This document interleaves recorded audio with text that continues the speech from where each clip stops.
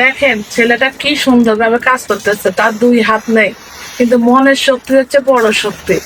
যদি কাজ করার ইচ্ছা থাকে তাহলে সে এমনি কাজ করবে। দেখেন কত কষ্ট করে, হাত নেয় তারপর কি সুন্দর ভাবে কাজ করতেছে। আমাদের দেশেরও একজন কন্টেন্ট ক্রিয়েটর আছে, নাম আমার ঠিক মনে নেই এখন এই মুহূর্তে। ওই ছেলেটারও হাত নেই কিন্তু সে একজন সফল কন্টেন্ট ক্রিয়েটর।